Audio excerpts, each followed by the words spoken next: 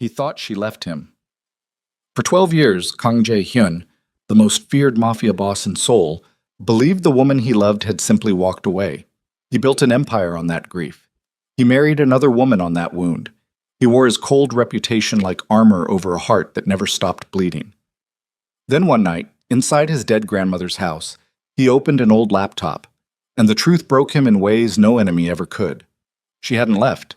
She had been pregnant, and someone had made sure he never knew. If this story already has your heart, stay until the very end and drop a like, then comment the city you're watching from. I want to see how far this story travels. The night Kang Jae-hyun's grandmother died, it rained in Seoul the way it only rains when something irreversible is happening. Not a storm, just a long, cold, indifferent downpour that soaked everything and cared about nothing. He stood at the window of the hospital corridor for 40 minutes after the nurses pulled the curtain. He didn't cry. He hadn't cried in years. He just stood there with his hands clasped behind his back and his jaw set hard, watching the rain streak down the glass, and tried to remember the last time he'd told her he loved her. He couldn't. That was the thing about becoming the silent wolf. You got so good at burying the soft parts of yourself that eventually you forgot where you'd put them. His assistant, Park Dae-won, appeared at his elbow with the respectful silence of a man who had learned exactly how close to stand and exactly when not to speak. Jae-hyun didn't acknowledge him for a long moment. "Arrangements," Jae-hyun finally said. The word came out flat, like a business directive. "Already contacted. The funeral home is waiting on your authorization. Tell them Wednesday. Small. No press." He turned from the window. "No flowers from the Shin family. I don't want their condolences in my grandmother's house." Dae-won nodded and stepped back. That was the other thing about becoming what Jae-hyun had become. People stopped asking why. They just moved. He was 47 years old. He ran an organization that controlled 7 districts of Seoul's underground economy, had fingers in shipping, private security contracts, and real estate developments that didn't appear on any public ledger. Men twice his size grew careful when his name entered a room. His own lieutenants watched their words around him. His wife, if Sora Min could still be called that after 6 years of sleeping in separate wings of their Hanam-dong mansion, had stopped trying to reach him entirely. He was, by every external measurement, untouchable. He felt completely empty. The flight to Los Angeles 3 days later was long and quiet. His grandmother, Kang Soon-hee, had moved to California in her 70s. Insisted on it, actually, which had irritated his father greatly. She'd lived in a modest house in Koreatown for the last 11 years of her life, refusing the larger property Jae-hyun had offered to purchase for her, refusing the staff he'd tried to assign her. She had kept her own life, stubbornly and completely, right up until her lungs gave out at 83. He respected that about her more than he'd ever said aloud. The house smelled like dried flowers and old paper when he pushed through the front door. His security team waited outside. Inside, he moved alone through the small rooms, his footsteps careful, hands deep in his coat pockets. The furniture was modest. A floral couch that had survived decades, a dining table she'd covered in a crocheted runner, photographs on every wall. He stopped in front of one and stayed there longer than he intended. It was a photograph of himself at 17. He was standing in the courtyard of a school he hadn't thought about in years, squinting slightly into the light, one hand raised like he'd been saying something. He looked young in a way that almost startled him. Not in the face, the sharpness was already there, but in the posture. Something loose and open about the shoulders that was entirely gone from him now. He remembered who had taken that photograph. He made himself keep moving. The boxes were stacked in the small bedroom his grandmother had used as a study. Most of them were simple to sort. Documents, old photographs, folded letters in Korean that he set aside for a family archivist to catalog later. He worked methodically, without sentiment, the way he handled everything. His sleeves were rolled to the elbow and his jacket hung over the back of a chair, and he worked through the afternoon without pausing. The laptop was on his bottom shelf of a low bookcase, half hidden behind a stack of magazines and a ceramic figurine of a tiger that he remembered sitting on her desk when he was a boy. It was an old model, a silver machine that had aged to a dull gray, the hinge stiff when he pried it open. It shouldn't have started. The battery should have been dead years ago. But someone, his grandmother, he realized, it must have been her, had kept it plugged in. It opened to a password screen. He tried her birth date. It didn't work. He tried his own birth date, then his father's.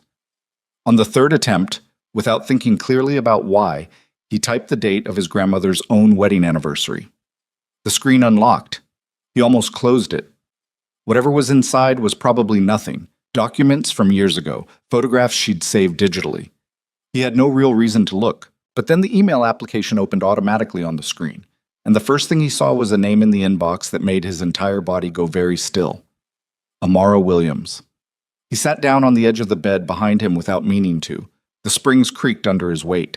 He sat for a moment without touching the keyboard, just breathing, the sound of his own inhales suddenly very loud in the small room. The emails were from 12 years ago. The most recent was dated November. 12 years, 4 months back, almost to the week. The subject line was blank. He opened it. Mrs. Kang, I don't know if he told you what happened between us. I don't know if he told you anything at all. I've tried everything else. I'm writing to you because I don't know who else to try. Please, if you have any way of reaching him, any way at all, I need him to know. I need him to hear it from me, not from Sora, please. His hand on the touchpad was completely motionless. He scrolled up. Not down. Up to the beginning, to the oldest email, and he began reading in order. The first was from 13 years ago, sent directly to his grandmother's address. He must have given Amara the contact at some point. He didn't remember it, but she must have known the address. Hi, Mrs. Kang. This is Amara, Jae-hyun's friend from school. I'm sorry to bother you. I know this is strange. I'm trying to find a way to reach him, and I don't know how. His phone isn't connecting, and I don't know who else to ask. If you see him, will you tell him I'm looking for him? I just need to talk to him. Thank you. Friend.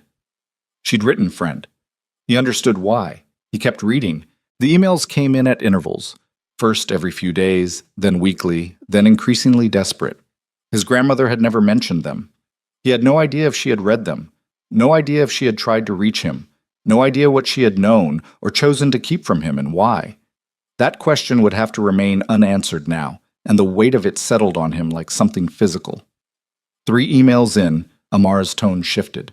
Mrs. Kang, I need you to understand this is serious. I found out something, and Jae-hyun needs to know. I know he left. I know something happened with his family, and I know he had to go back. I'm not angry about that. I just need to tell him something that can't wait. Please. He stopped reading. He pressed 2 fingers against his mouth and stared at the screen. Then he kept going. The next one. I'm scared.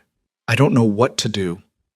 I went to find Sora Min because she was the only contact I had for his family here, and she said she'd spoken with him. She said he knew I was trying to reach him. She said he wasn't interested in talking.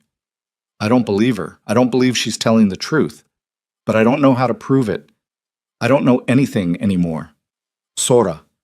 The name landed in Jae-hyun's chest like a dropped stone hitting cold water. She came to see me again today. She sat in my apartment and she was so calm. She said she'd talked to Jae-hyun and that he knew everything. She said he wanted me to know that it wasn't something he was prepared to be responsible for. She said he told her to tell me, those were her exact words, Mrs. Kang. Those were her exact words, that he never wanted this baby. Jae-hyun stopped. He read the sentence again. He read it a 3rd time, with the particular slowness of a man whose mind is struggling to process something it doesn't want to be true. I can't believe it. I keep telling myself I don't believe it, but then I think, he left without saying anything. He just disappeared. And maybe I didn't know him as well as I thought I did. Maybe the version of him I loved wasn't real. I don't know, Mrs. Kang. I don't know anything right now. I just know I'm sitting in this apartment alone, and I don't know what to do, and I thought he was the one person who would never let me face something like this by myself. His jaw was locked so tight the muscle in his cheek had begun to ache. He scrolled forward. He didn't want to. He made himself. The next email was 7 weeks later. It's done. I can't talk about it yet. I just wanted you to know, in case he ever asks, in case he ever cares enough to ask, that I did it alone. I went alone, and I came home alone, and I've been alone every day since, and I keep trying to understand how someone can say they love you, and then send another person to tell you your baby isn't something they want. I keep trying to understand it, and I can't. There were 3 more after that. One asking if his grandmother had received any of these. One sent 6 months later that was only 4 lines long and very controlled, as if written by someone who had decided not to feel anything anymore. And then the final one, the one he'd seen first, the one sent to her in desperation. please, if you have any way of reaching him." His grandmother had never replied to a single one. He sat in the small bedroom for a long time. The light outside changed. The room grew darker. He didn't move to turn on a lamp. He sat in the growing dark with the laptop open on his knees and the screen casting pale light on his face, and he felt something give way inside him that had been load-bearing for 12 years. He had been 17 when his father's men came for him in the middle of the night. He remembered the knock on his dormitory door, the two men in the hallway, the phone taken from his hand before he'd even fully understood what was happening. He had been told he was going home. He had been told it was urgent. He had been in the back of a car within the hour, and by the time he understood that he wasn't going to get the chance to make a phone call, not to Amara, not to anyone, he was already on a private flight back to Seoul. He had tried to reach her afterward. His father controlled his communications for months. Every phone, every email account, every avenue monitored. By the time he'd carved out enough private access to try, 6 months had passed, and Amara's number was disconnected, and no one at the school would give out student contact information. And he'd told himself that she had moved on, that she was smart and resilient, and that she had built herself a life that didn't require him in it. He had told himself that because it hurt less than the alternative. What he had never imagined, what had never once crossed his mind in 12 years of carrying her face with him like a wound that never fully scarred, was that someone had reached her before he could. That someone had sat in her apartment and told her, with his name in her mouth, that he didn't want their child. He thought he knew what Sora Min was. He had understood for years that the marriage was a transaction, that she had wanted the Kang name, the Kang network, the Kang protection. He had accepted that without much bitterness. He had accepted a lot of things without bitterness because bitterness required energy, and he had spent most of his energy for 12 years building something that would outlast his own misery. But this, he set the laptop down on the bed beside him and stood up. He walked out of the study and down the short hallway and stopped in front of the bathroom mirror and looked at himself. There were photographs on the walls around him, his grandmother's life, arranged chronologically without apparent intention. He looked at the man in the mirror instead. He was wearing a shirt that cost more than most people's monthly rent. His watch was Audemars Piguet. His hair was cut by a man who worked exclusively for 3 of Seoul's most powerful families. He had built himself into exactly the thing his father had wanted, and he had told himself for years that was simply what he was now. That the boy who had stood in a school courtyard with loose shoulders and called a girl's laugh. The most beautiful sound he'd ever heard was a previous version that no longer existed. He pulled back his left cuff. Under the watch, on his wrist, was a thin braided bracelet, faded, worn soft by years against his skin. She'd made it herself from thread she'd bought at a market near the school, sitting cross-legged on a bench while he complained she was taking too long, until she'd tied it around his wrist and told him to stop complaining and keep it on. He'd worn it every day since. He stood in front of the mirror and he let himself feel, fully, what he had spent 12 years keeping in a locked room inside himself. Not grief. Not exactly. Something rougher and more compound than grief. The specific anguish of a man who has just discovered that the story he built his entire life around was never the true story to begin with. Amara had been pregnant.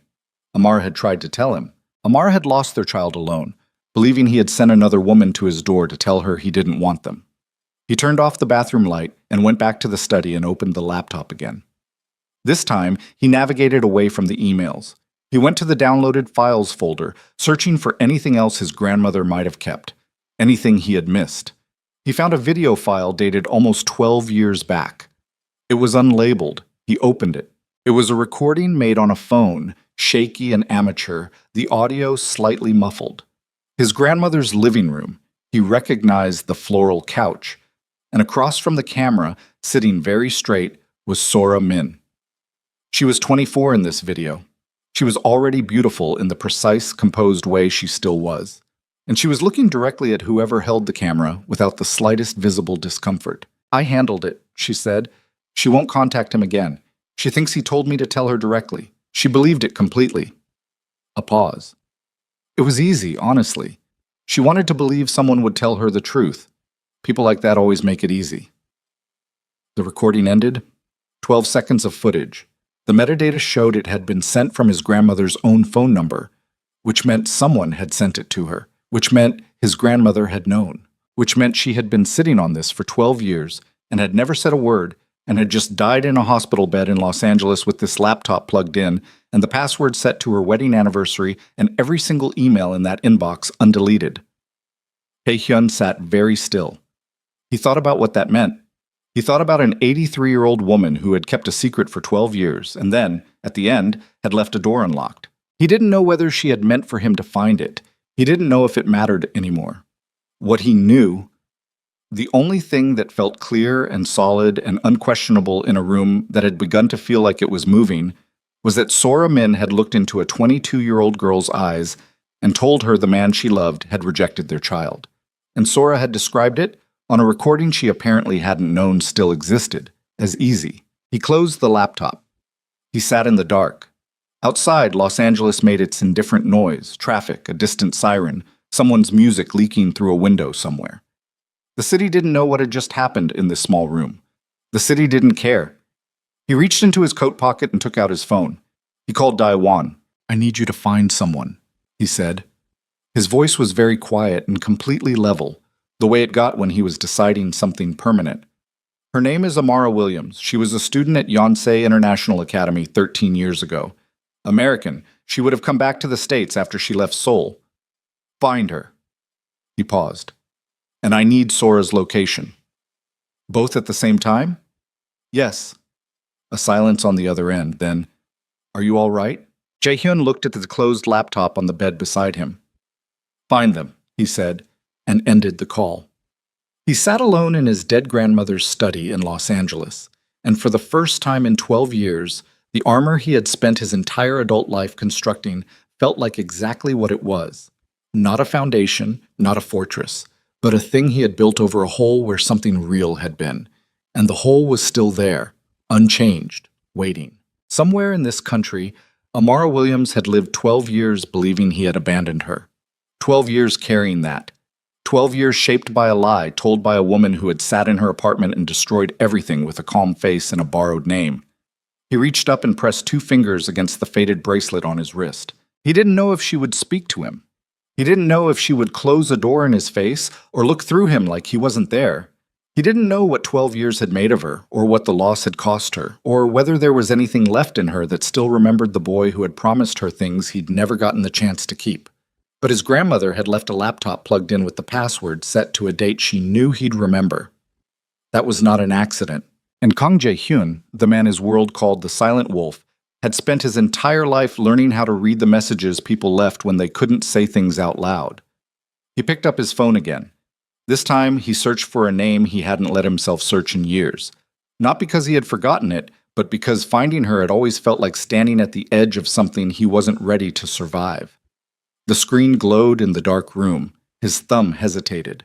Then, 3,000 miles away, in a city he hadn't yet determined, a woman who didn't know he was looking for her was about to have her carefully rebuilt life interrupted by the one name she had spent 12 years training herself not to say out loud. Amara Williams had a system for mornings, and the system was the only reason she functioned. 6:15. Alarm. No snooze.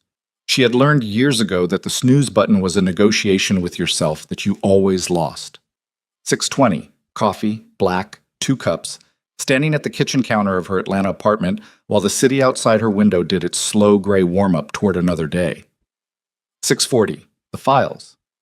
She was a forensic financial analyst now. Had been for 8 years. And the files were always waiting, always patient, always demanding the particular kind of cold attention that suited her better than most people realized. She was 34 years old. She had a reputation in her field for being exceptionally thorough and difficult to rattle. Her supervisor at the federal contractor firm where she worked had once described her, in a performance review she wasn't supposed to have seen, as relentlessly precise and socially selective. She had taken both as compliments. Her apartment was clean in the way that suggested effort rather than nature. Everything in its place, no excess, the kind of space that a person builds when they have decided that order is a thing worth fighting for. On her bookshelf, between financial forensics textbooks and a worn copy of a James Baldwin novel, there was a small framed photograph of her mother. Nothing else personal was on display. Visitors, of whom there were few, occasionally noted the absence of clutter and called it minimalist. Amara called it manageable. She did not think about soul. She had not thought about soul in, well, She tried not to track the number of days since she'd last let herself think about Seoul. Her phone rang at 7:48, while she was 40 minutes deep into a wire transfer discrepancy that was going to mean a very bad week for someone at a mid-sized logistics company in Charlotte. The caller ID said Marcus Webb, her oldest friend, a man she'd known since undergraduate, who currently worked as an investigative journalist in New York and had the specific gift of calling at the worst possible times. She let it ring twice before answering. "I'm working. Good morning to you, too." Marcus's voice was warm and slightly cautious in the way it got when he was approaching something sideways. "You eat breakfast?" "Marcus, I'm asking a normal question." "You never ask normal questions. What do you want?" A pause. She heard him exhale. "You remember me telling you I was working on that piece about international organized crime networks? The cross-border finance stuff?" Vaguely, she minimized her spreadsheet without meaning to, her hand going still on the mouse. "I've been pulling threads on this Korean syndicate, the Kang organization, based out of Seoul, one of the biggest independent networks in East Asia, heavy into legitimate business fronts. Real estate, logistics, private security." He paused again. "The man running it is named Kang Jae-hyun." The apartment was very quiet. "Amara, I heard you," she said. Her voice came out even. She had trained it to do that. "I didn't know if you knew about him, about what he became. I figured you deserved to hear it from someone who I've known for years," she said. That was true. She had found out about 4 years after she came back to the States, through a news article she hadn't been looking for, and she had sat with her laptop in a coffee shop in Chicago, where she'd been living at the time, and read the whole thing, and then closed it and ordered another coffee and not thought about it again, or tried not to. "It's not relevant to my life. His grandmother just died. He's in Los Angeles right now." She said nothing. "He's been asking around," Marcus said, and now his voice had dropped into something careful and deliberate. "My contact in Seoul mentioned it because they were doing background on the Kang organization for my piece. Jae-hyun apparently made some calls before he left, private investigator-type calls. Someone is looking for a woman matching your description, American, worked in Seoul around 13 years ago." He stopped. "I could be wrong. I might be wrong. But I wanted you to know before—" "Stop!" She stood up from her desk. She walked to the window and stood looking out at Atlanta's morning traffic moving 6 floors below, and she breathed very carefully through her nose. "You're telling me he's looking for me? I'm telling you someone fitting his profile is making inquiries. I can't confirm it's him personally. Marcus, don't lawyer talk me." Another exhale. "Yeah, I think it's him." She pressed her forehead against the cool glass of the window. Below, a delivery truck was stuck at a light. A woman walked past with a dog on a leash. The world continuing its ordinary business, indifferent to the fact that 12 years of carefully maintained distance had just developed a crack. "Okay," she said. "Okay? Okay, I heard you." She straightened up. "Thank you for telling me. Amara, I have to get back to work, Marcus." She ended the call and stood at the window for 3 minutes, which she knew because she counted them deliberately, 1 breath per count, the way she'd learned to do when her body started making decisions her mind hadn't agreed to yet. Her heart was doing something unpleasant against her ribs.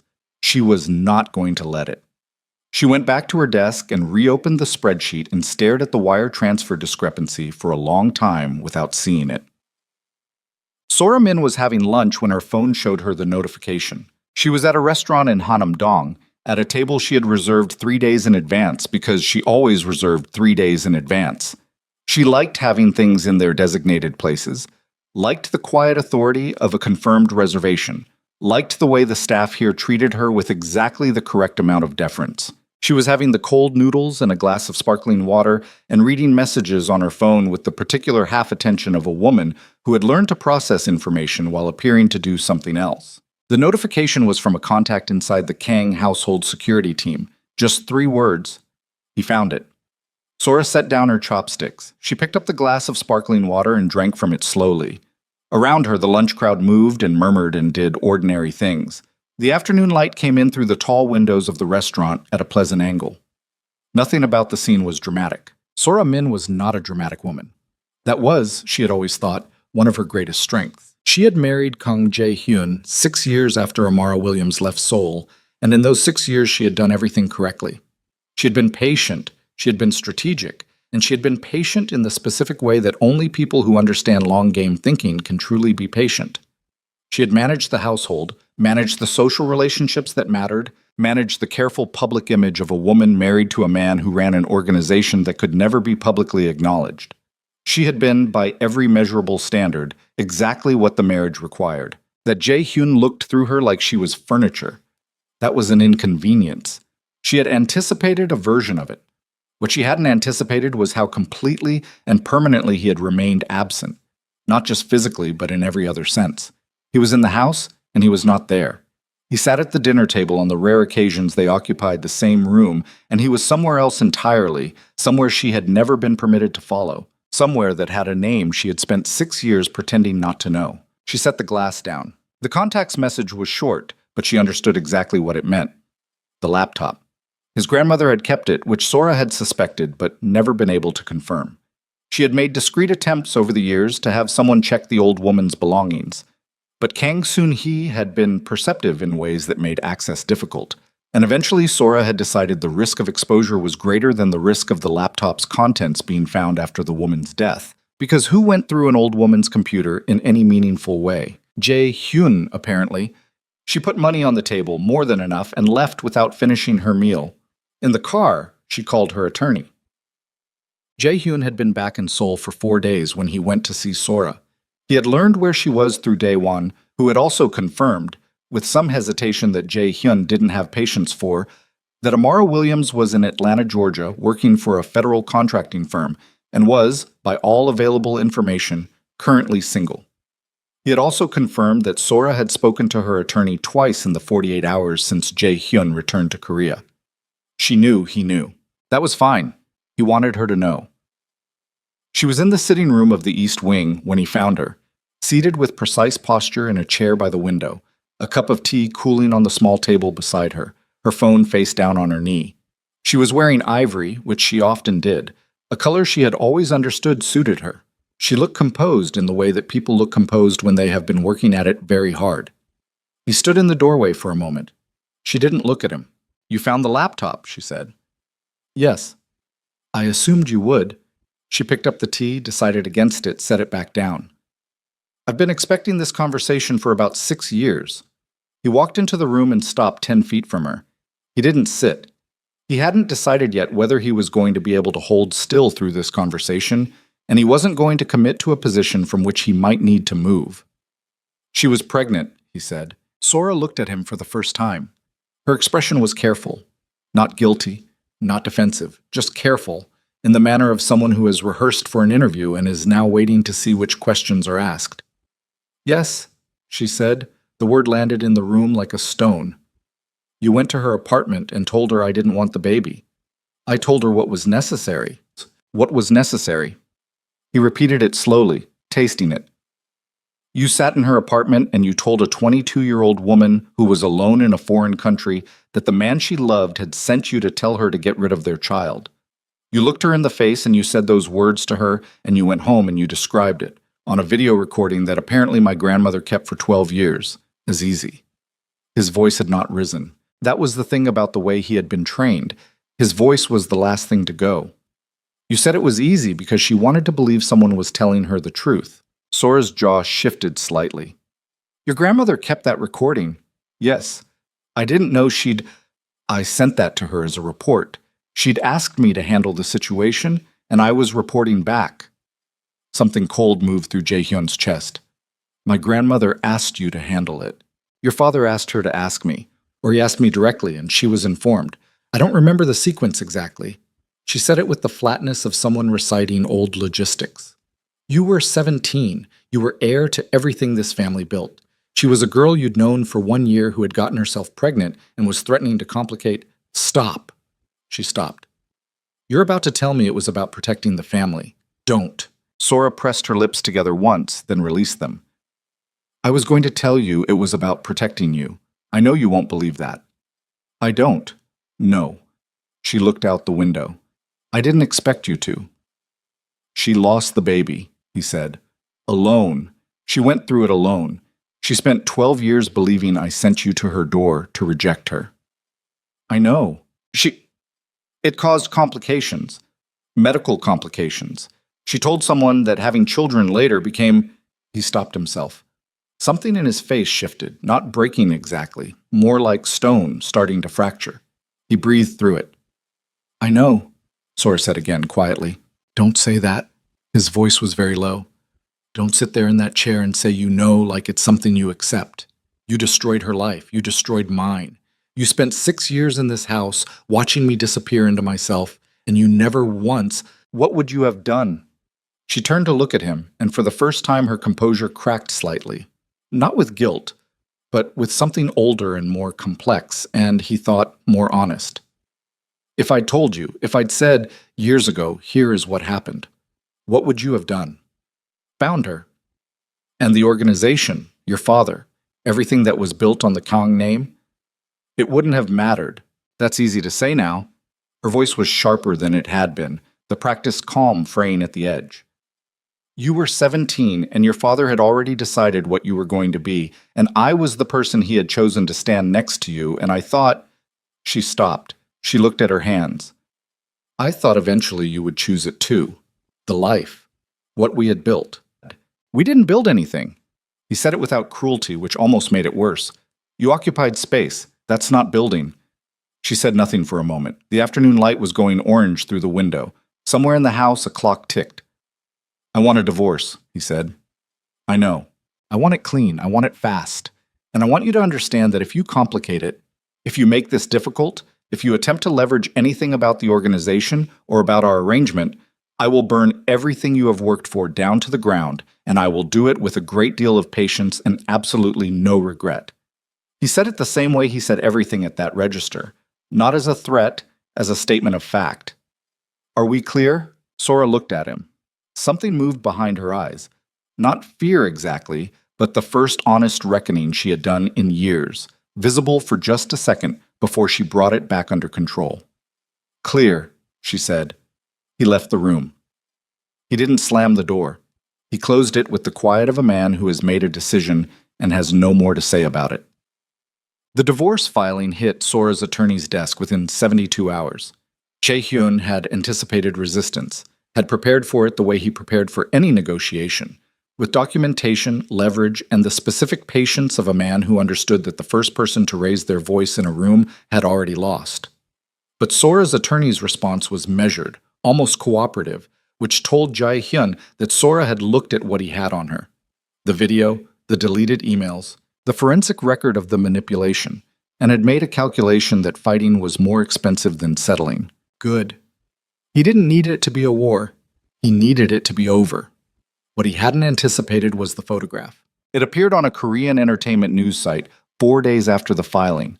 Someone had leaked the divorce news, and attached to the article was a photograph taken at a charity event 2 years earlier, Jae-hyun and Sora standing together at a fundraiser for some foundation whose name he couldn't remember, both of them in formal dress.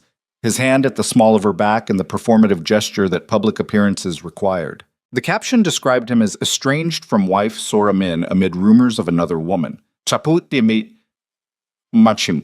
wouldn't have cared about the article, except that Daewon showed it to him an hour after it ran, with an expression that Jae-hyun had learned to read over 11 years of working together, and said, She's seen it. Sora.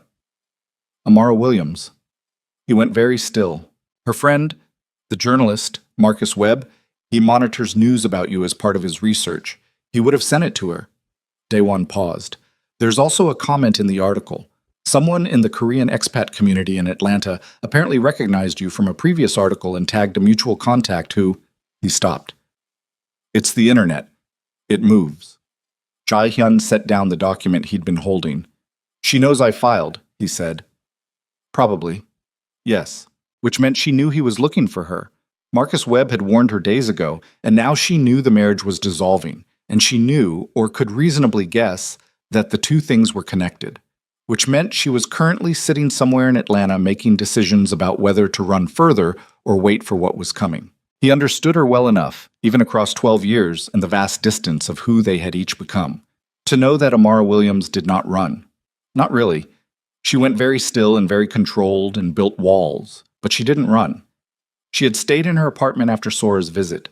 She had kept trying to reach him. She had kept sending emails into silence. That was not the behavior of a person who ran. It was the behavior of a person who endured. He sat down at his desk and wrote her a message. Not a phone call. Not yet. Something she could read without having to respond to in real time. He wrote 4 drafts. The first 3 were too long, too explanatory, the kind of thing he might have written at 17 when he still believed that the right words in the right order could solve almost anything. The 4th was 9 sentences. He read it twice. He sent it. Then he booked a flight to Atlanta. Daewon appeared in the doorway of the study 20 minutes later and looked at the travel itinerary on the screen with the expression of a man who had long since stopped being surprised by his employer but was still occasionally concerned. "You're going yourself," he said. "Yes. Without just you, and keep it quiet." Jae-hyun closed the laptop. "She won't respond to a delegation."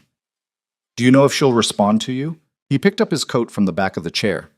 Under his left cuff, the old bracelet pressed against his skin, soft and familiar, and there, always there, the one thing he had never been able to make himself remove. "No," he said. He said it like a man who was going anyway. Amara read the message at 11:47 at night, which was not when she normally checked her email, but she had not slept properly in 4 days, and the alternative to staring at her ceiling was staring at her screen. So she was staring at her screen when the notification arrived and she saw his name in her inbox for the first time in 12 years, and she sat completely motionless for 63 seconds before she opened it. It was short. She read it in under a minute, then she read it again. "Amara, I found my grandmother's laptop. I found the emails you sent her. I found everything. I know that what I'm about to tell you doesn't fix anything that was lost or change what you went through, and I'm not going to pretend otherwise, but I need you to know that I never knew. I never knew you were pregnant. I never sent Sora to you. Everything she told you was a lie she constructed to separate us, and I spent 12 years thinking you had moved on by choice. I'm in Atlanta in 2 days. You don't have to see me, but I am going to be there, and I am going to be wherever you're willing to meet me for as long as it takes for you to decide. I'm sorry. I know that's not enough. I'm going to try anyway." She put the phone face down on her desk. She sat in the dark of her apartment and pressed her hands flat on the surface of the desk, like she was trying to feel something solid, and she breathed in and out, the way she had taught herself to do when the old grief came up through the floor of her chest without warning. She had spent 12 years building a life that was clean and organized and manageable. She had spent 12 years in an apartment with no excess, no clutter, nothing she couldn't account for.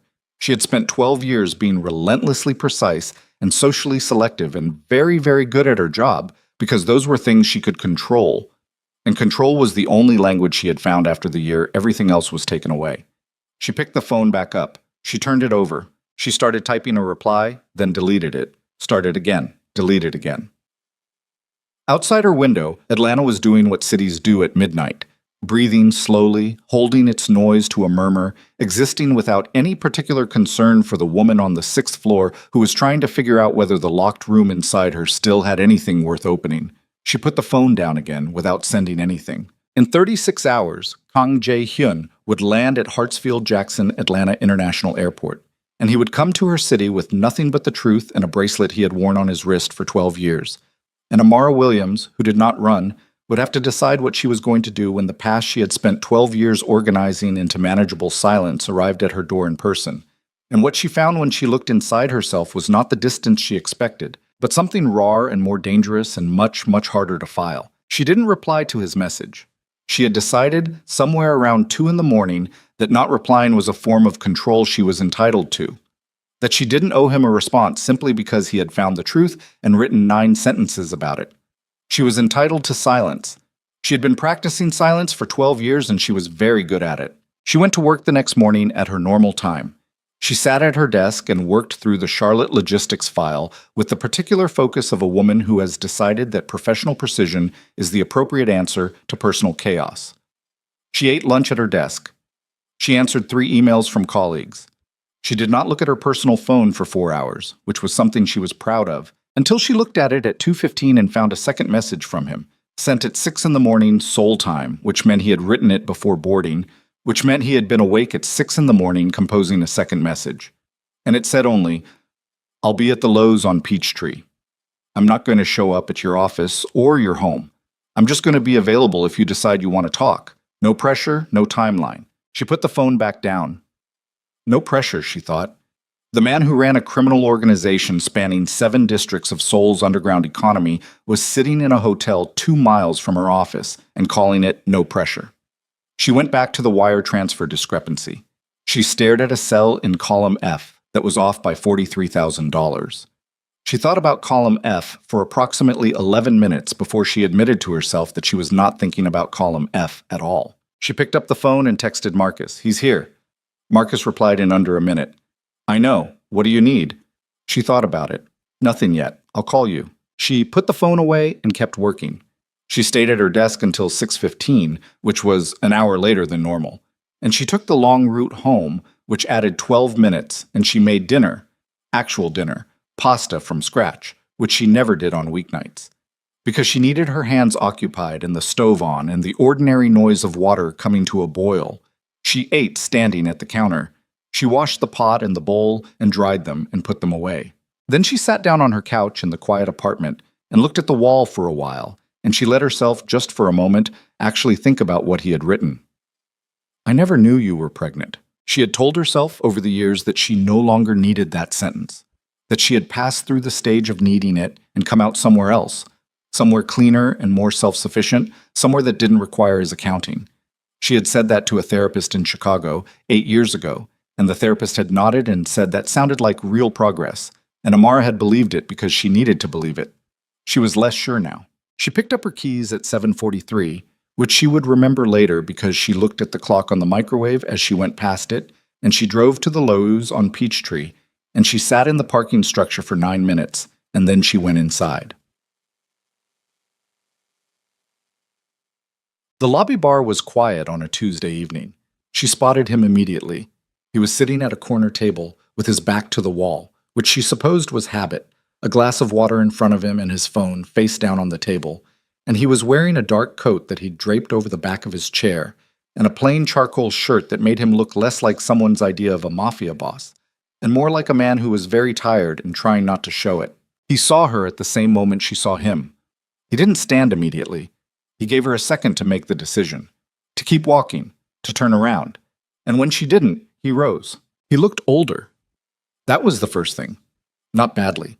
The sharpness had deepened. The jaw was harder. The gray at his temples had arrived with a kind of authority, but older in a way that reminded her, painfully, that the years had been real and the distance had been real, and neither of them were the people who had stood in a school courtyard in Seoul and believed they were going to figure everything out together. She stopped 3 feet from the table.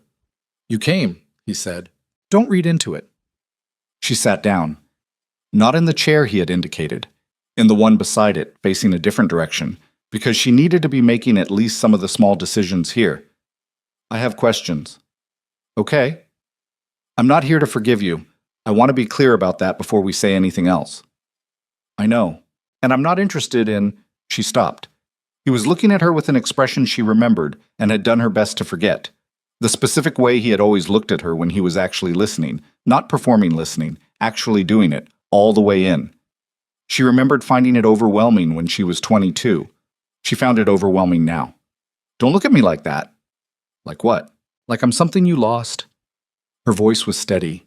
She was proud of how steady it was. "You don't get to look at me like that. We're going to have a conversation like 2 adults and then I'm going to go home." "All right," he said. She put her hands flat on the table and looked at them for a moment. "The video. On the laptop. Your grandmother's laptop." She corrected herself sharply. "Sora sent it to her as a report." "Yes. Which means your grandmother knew what Sora did." "Yes. And she kept it for 12 years." "Yes." Amara breathed in through her nose. "Why?" "I don't know." He said it plainly, without dressing it up, which she appreciated in a grim way. "She's gone, and I can't ask her. What I know is that she kept the emails too. Every one you sent her, and she kept the video, and she set the laptop up where I would find it. I think—" He paused. "I think she was waiting for the right time, or waiting to see if I'd ever be in a place where knowing the truth would do something other than destroy me." And are you in that place? He held her gaze. I'm here. She looked away. The bartender moved at the far end of the bar, and the low sound of the room's air system ran under everything. Amara picked up the glass of water the server had put in front of her and drank from it because her mouth had gone very dry. I went alone, she said. She had not planned to say it yet. It came out because sitting across from him after 12 years had apparently compromised her sequencing. I don't know if you need to hear that or if it matters to you or what you do with it, but I want you to know that I went alone and I came home alone and I didn't tell anyone.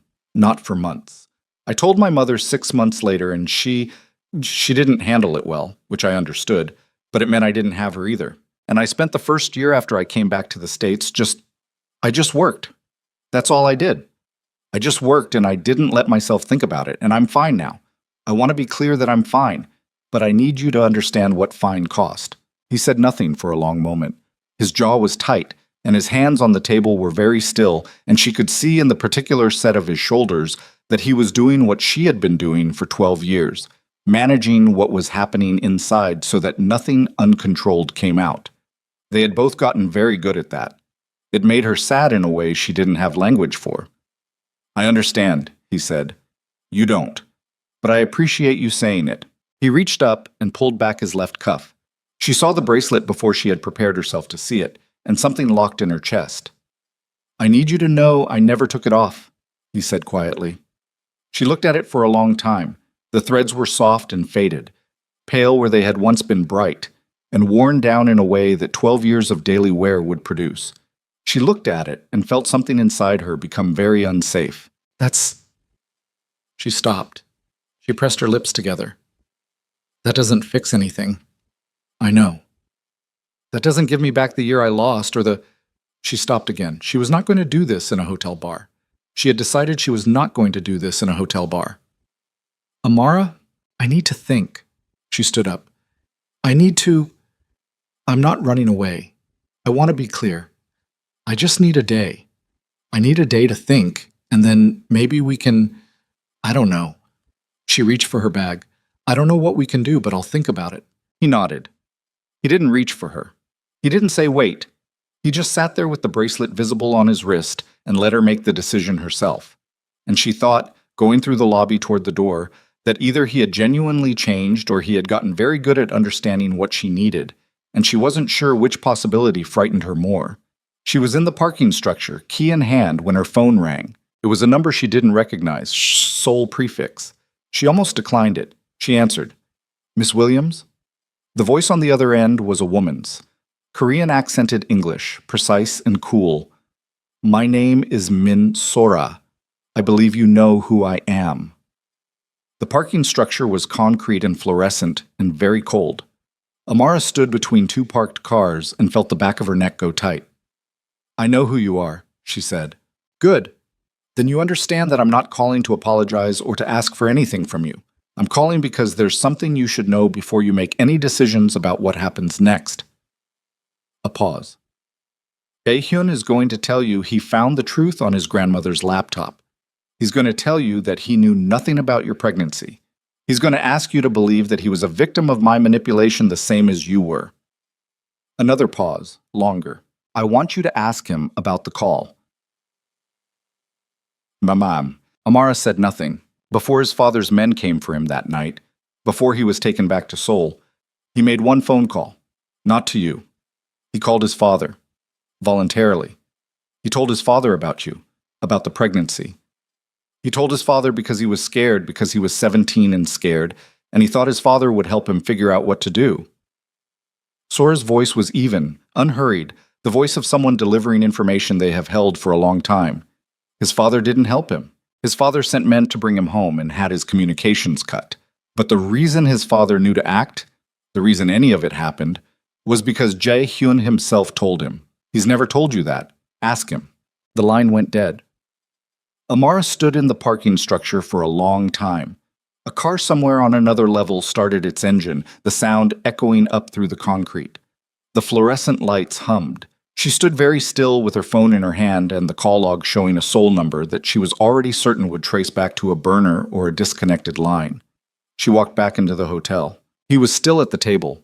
He saw her face when she came through the door, and he was on his feet before she reached him. "Who told your father?" she said. She kept her voice low because they were in a public room and she was not going to make a scene.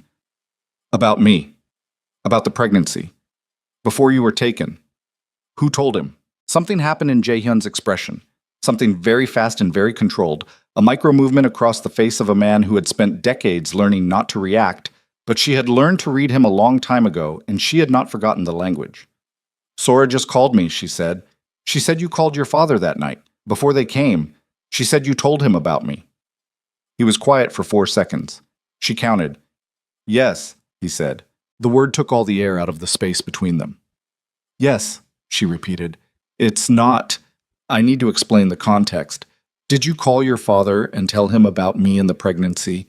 Yes or no?" "Yes." His jaw was rigid. "I was 17 and I was terrified and I thought he might. I didn't think he would do what he did. I thought he would." "You thought he would help." Her voice had gone very quiet. "And instead he sent people to take you away and cut your communications. And I was left alone in an apartment in Seoul, pregnant by a man whose father knew and chose to erase me." She picked up her bag from the chair where she'd left it. "You said you never knew. You told me you never knew. I never knew about what happened to you after. I never knew what Sora did. I never knew you'd lost. But you knew, you told him." Her hand on the bag strap was tight enough that the leather was pressing red lines into her palm.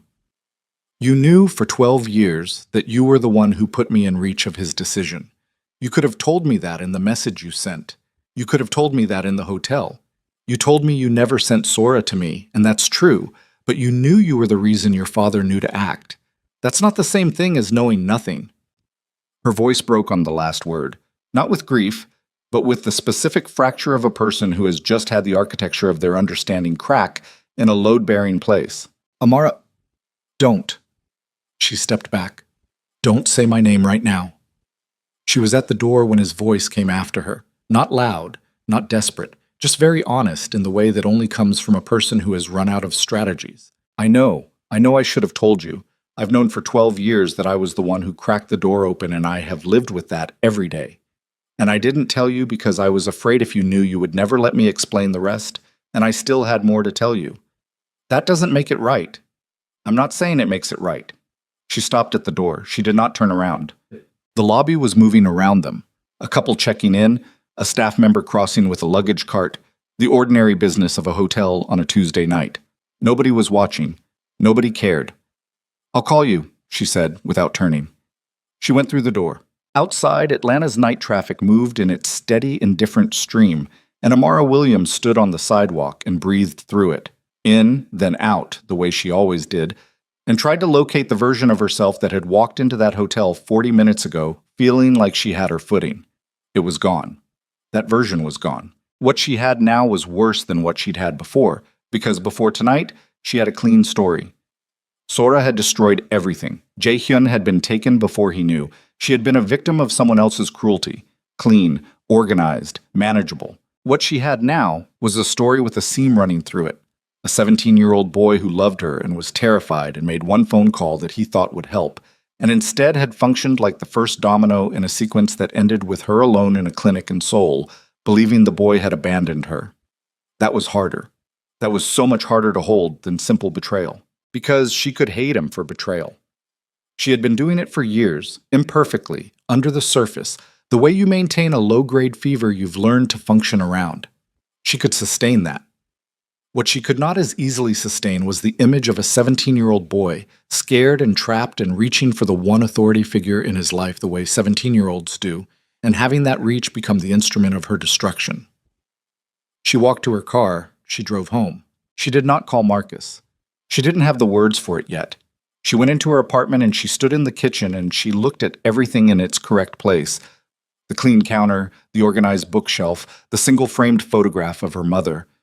And she understood, standing there, that she had built this space as a proof of concept, evidence that she had survived, evidence that she was functioning, evidence that what had happened in Seoul had not broken her in any permanent way. She sat on the kitchen floor. Not dramatically. She just slid down the cabinet until she was sitting on the tile, back against the lower cabinets, knees up. The tile was cold through her clothes. She sat there and let herself be on the floor for a minute because she was very tired of performing structural integrity. Her phone buzzed. A text from Jae Hyun. There's more.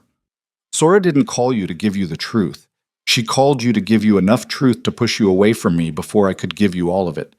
I should have told you about the call. I didn't because I was afraid.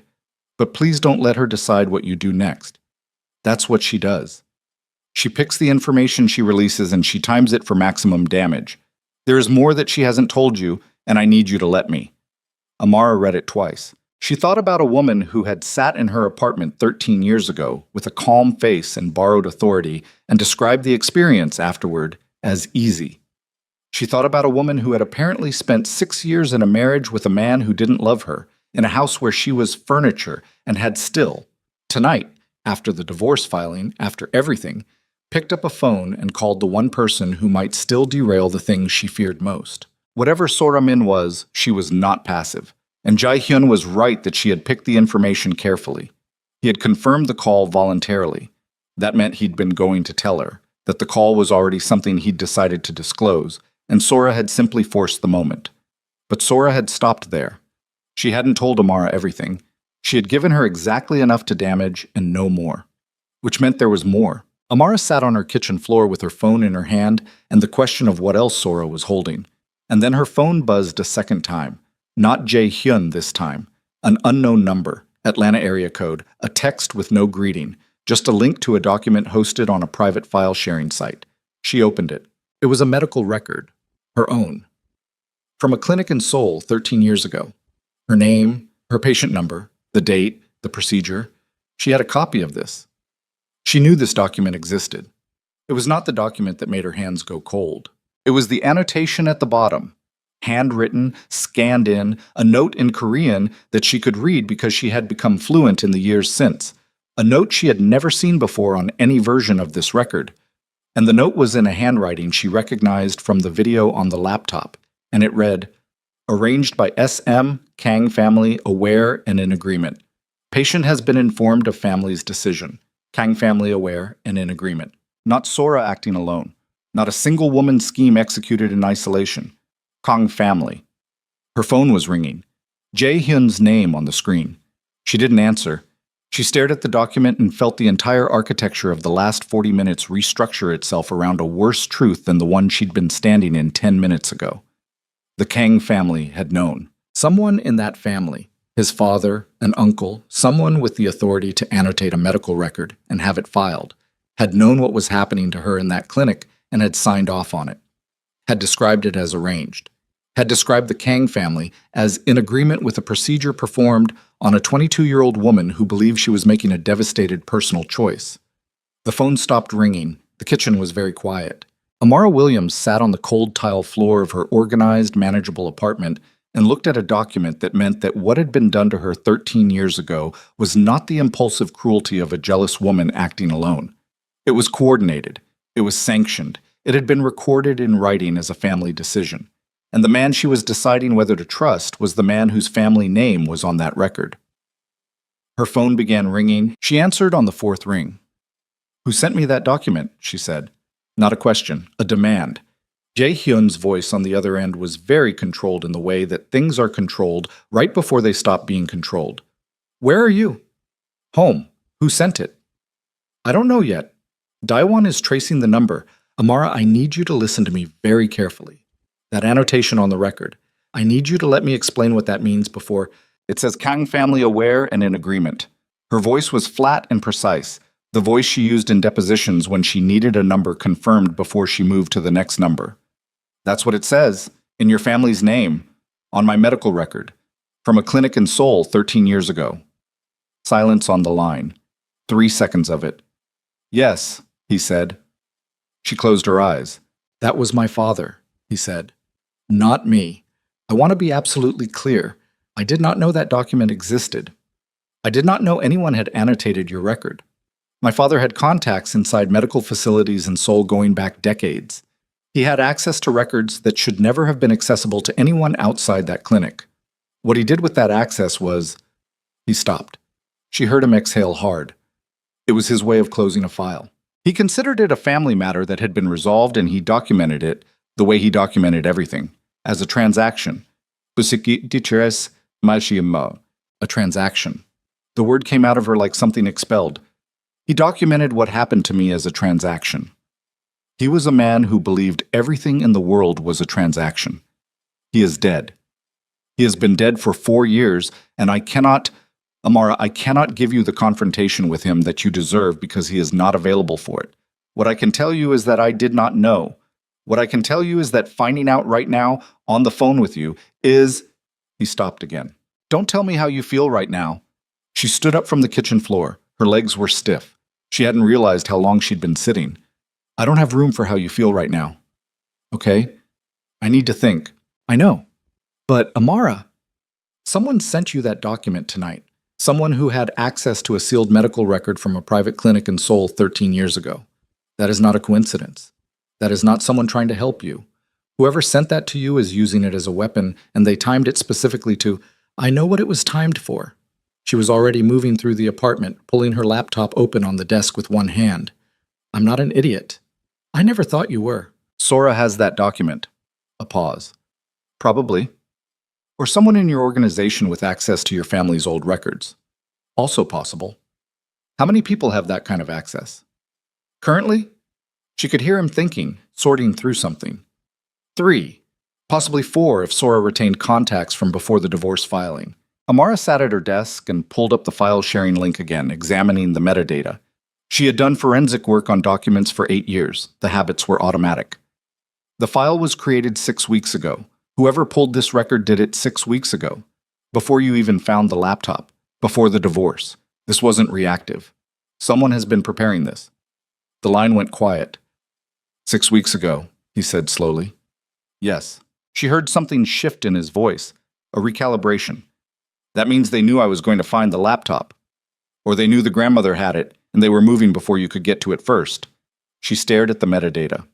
Someone in your organization, Jae-hyun. Someone who knew about the laptop, knew about me, and has been building something for at least 6 weeks. This isn't Sora working alone. She heard him say something in Korean, low and sharp, not at her. At someone in the room with him. Then back to her. I'm coming to you. No. Someone just sent you a sealed medical record to your personal phone number. That means they have your number. That means they are positioned close enough to this situation to be targeting you directly, and I am not going to sit in a hotel while... Jae-hyun, her voice cut across his. If you come to my apartment right now, you will be making a decision for me about my safety that I have not asked you to make. Do you understand what I'm saying? A long pause. Yes. Good. Stay where you are. Let your man trace the number. I will call you in an hour. She closed the laptop.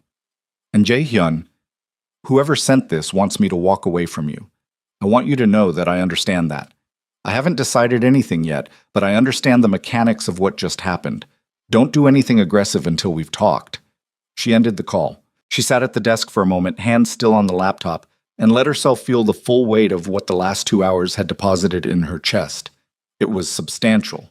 It was the specific weight of a person who has been told, in several consecutive installments, that a thing they believed was simpler than it was, and that the simplest version they had finally arrived at was still not the bottom. She got up and changed her clothes and made coffee and sat with it in the dark and thought about the annotation on the record. Patient has been informed of family's decision. She turned that sentence over in her mind the way she turned document language over when she was looking for the load-bearing lie. Not patient has consented. Not patient has agreed. Patient has been informed. Passive. Bureaucratic. The language of a man who considered her a variable in a calculation that had been concluded. She thought about a 17-year-old boy calling his father.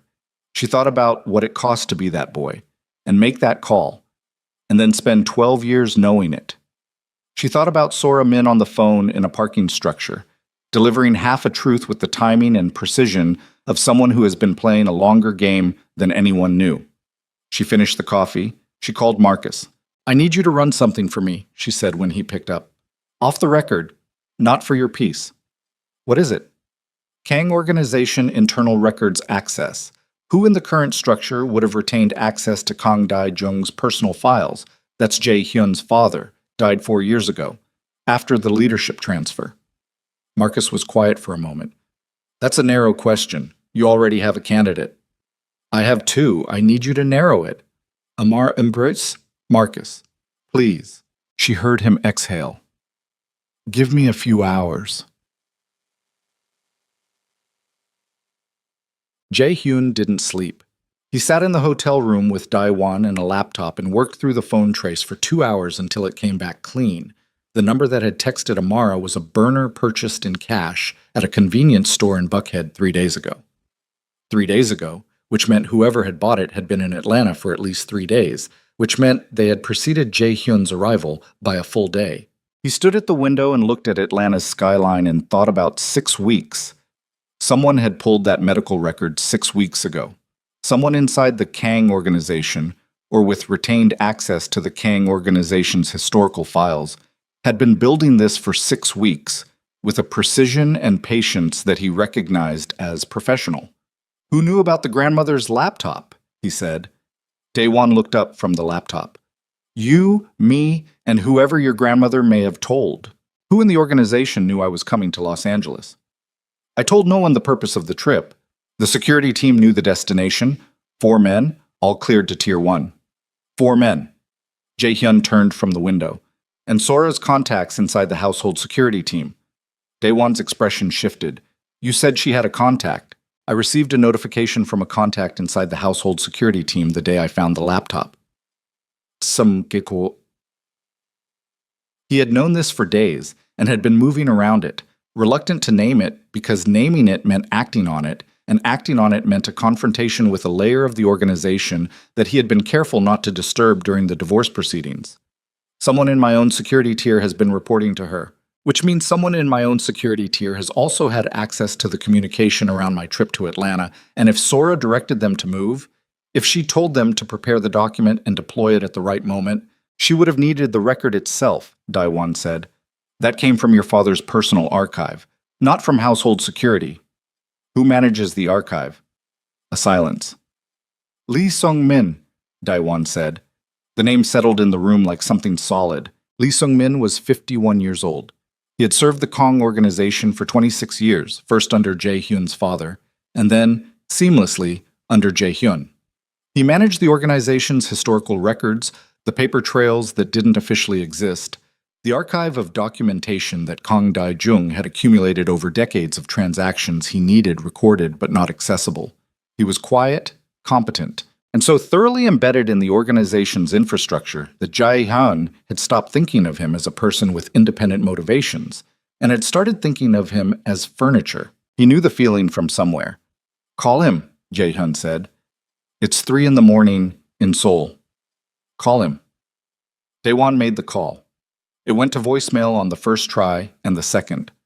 On the third attempt, Lee Sung-min answered with the carefully neutral voice of a man who had been awake and waiting. Sir, he said. Put him on speaker, Jae-hyun said. Dae-won did. Sung-min. Jae-hyun crossed the room and stood over the phone on the desk. 6 weeks ago, someone accessed my father's personal archive and pulled a sealed medical document, a private clinic record from 13 years ago, patient name Amara Williams. That document was in Atlanta 2 hours ago. He paused. I need you to tell me who pulled it. Silence on the line. Sung-man. I'm here. The man's voice had changed. Not dramatically. He was too experienced for dramatic changes, but in the small calibration of someone who has been caught and is deciding in real time how much of that to acknowledge. I need to understand the context of, no you don't. Jae-hyun's voice had dropped to the register that his lieutenants called the dead calm. You need to answer the question I asked. Who accessed my father's archive 6 weeks ago? A longer silence. I did, Lee Sung-min said, on a directive. Whose directive? Sir, I've served this family for 26 years. I served your father and I've served you, and I want to be clear that what I was asked to do was framed to me as a protective measure. Whose directive? The pause that followed lasted long enough that Jae-hyun could hear his own heartbeat. Min Sorasi contacted me 7 weeks ago, Lee Sung-min said. She said she had reason to believe you were going to Los Angeles in connection with your grandmother's estate, and that there may be materials in the estate that could expose the family to legal liability if they became public. She said she was acting to protect the organization's interests. She asked me to locate and retrieve documents from your father's archive that related to the Williams matter from 13 years ago, to be held ready for deployment if needed. Deployment, Jae-hyun repeated. Those were her words. And you didn't think to bring this to me. Another pause. She said you had authorized it. The room was extremely quiet. She said I authorized it, Jae-hyun said. Yes, sir. She said it was a security measure you had approved but didn't want on record as a direct order from you, for insulation purposes. The framing was consistent with procedures your father used to use. I had no reason to. The man's voice, for the first time, developed a faint crack. I understand now that this was not what she represented it to be. Jae-hyun stood very still, with his hands on the desk, and looked at the phone and breathed through the specific rage of a man who has just been told that the woman trying to destroy his life used his own father's procedural language against him, used the architecture of the organization's own security culture, used 26 years of a man's institutional loyalty as a tool. You're going to fly to Atlanta, he said, tonight. You're going to bring everything, every document, every communication from Min Sorasi over the past 7 weeks, every record you pulled, every copy of everything. You're going to bring it to me, and you're going to give a full accounting, and then we are going to discuss what happens next. He picked up the phone and took it off speaker. If I find out you are not on a plane in the next 4 hours, you will discover that 26 years of service to this family does not provide the protection you may currently believe it does. Are we clear? Yes, sir. The voice was very small. I'm sorry, sir. He ended the call. Daewon was looking at him with an expression that had moved beyond his usual professional composure into something closer to genuine concern. She's been running a counter-operation, Daewon said. Since before you found the laptop, she anticipated it. She had a contact in household security who flagged my grandmother's condition months ago. She started preparing when she knew the grandmother was dying. He moved to the window again. She knew what was on that laptop. She knew it existed. She's been preparing to deploy the father's record as a counterweapon in the event I found it, and went looking for Amara. The annotation, Daewon said. Kang family in agreement. She knew exactly what that line would do to Amara. His jaw was locked. She couldn't stop me from finding the truth. So she built a second truth. A worse truth. Designed specifically to make Amara believe that even if I was ignorant of what Sora did, I came from a family that had signed off on it. Designed to make me irredeemable by association. His phone lit up on the desk. Amara's name. He answered immediately. My contact came back, she said. Her voice was stripped down to its essentials. No affect, no performance. She was in analyst mode, which he recognized. Lee Sung-min. He's been your father's archivist for 26 years. Sora contacted him 7 weeks ago. I know. I just spoke to him.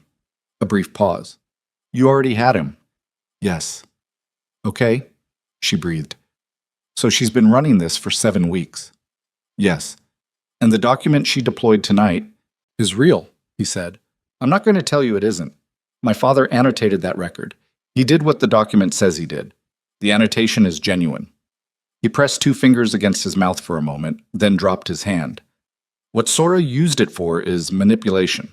What my father did with it is a fact I cannot erase.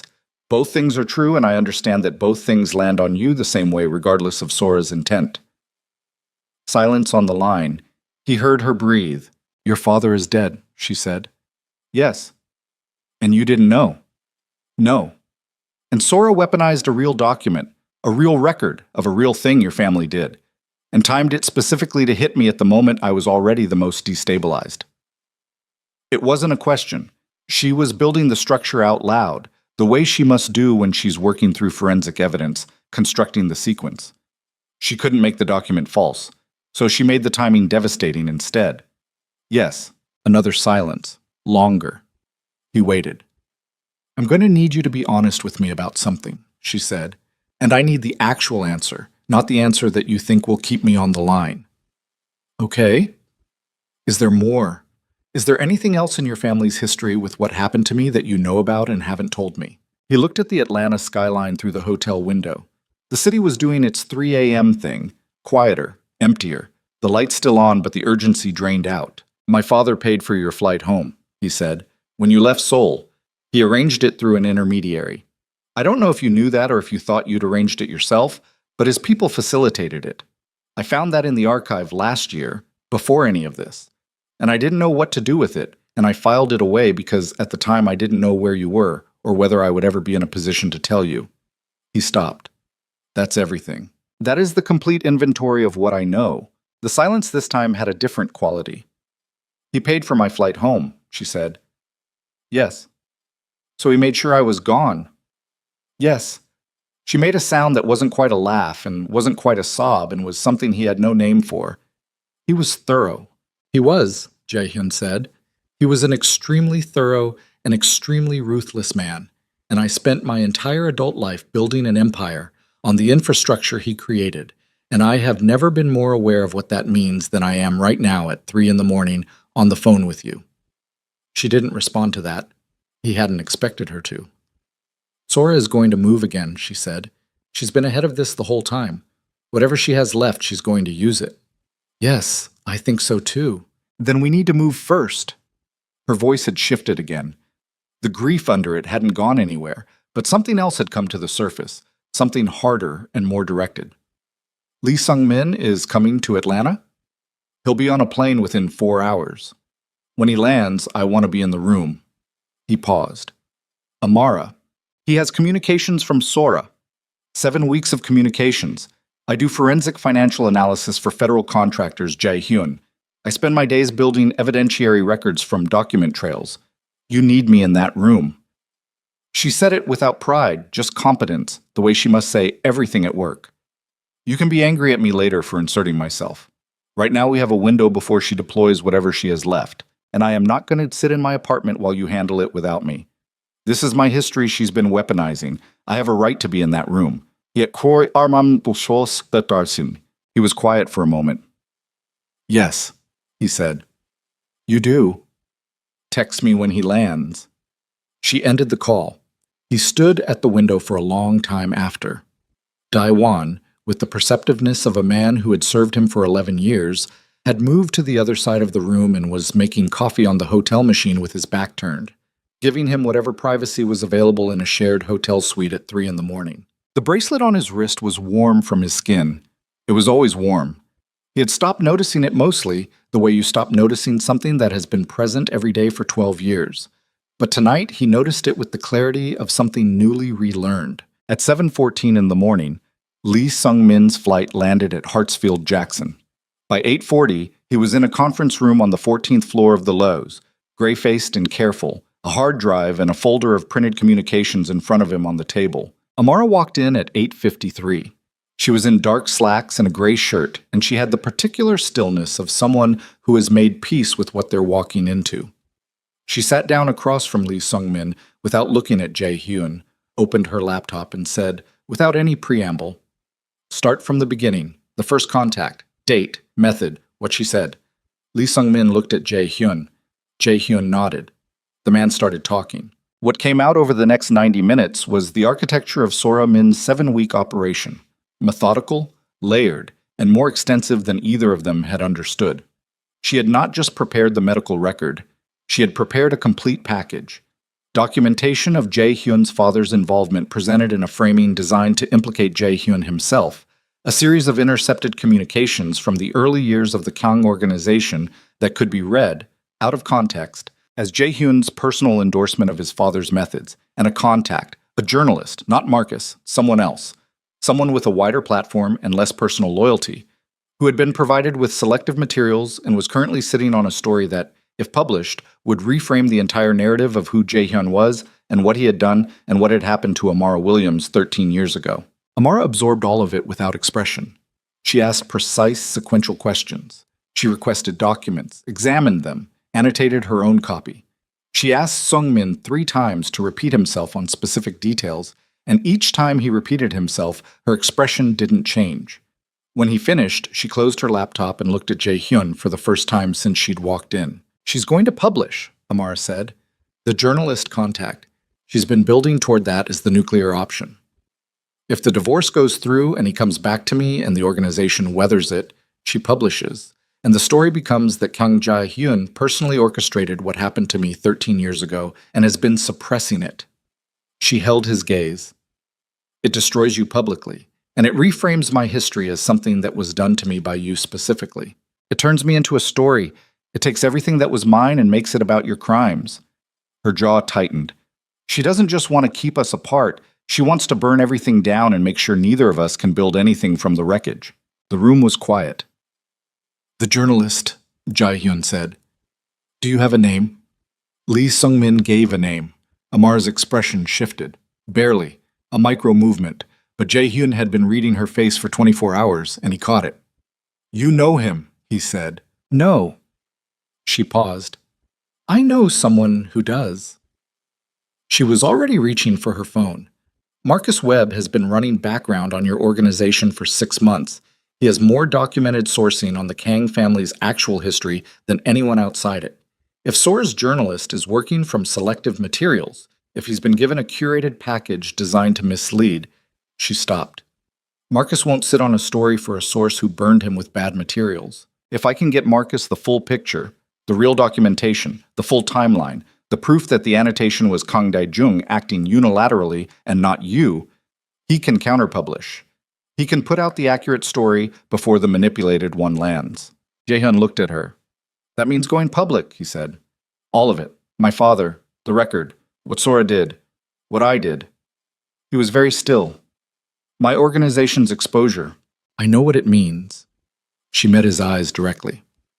I know what I'm asking. If you go public with the truth, the clean version of this story still contains your family authorizing a procedure on a woman without her full consent in a foreign country 13 years ago. That doesn't go away. The truth is still damaging. She didn't look away. I'm asking you if the truth is something you're willing to stake everything on. Not because it protects you. Because it's the only thing I have left that belongs to me, and I am done having other people decide what gets done with it. The question sat in the air between them. Everything he had built, the organization, the network, the decades of carefully maintained opacity, rested on a version of events that could not survive full disclosure. A public accounting of his father's methods, his father's reach, the manner in which the Kang family had treated a 22-year-old woman as a problem to be managed.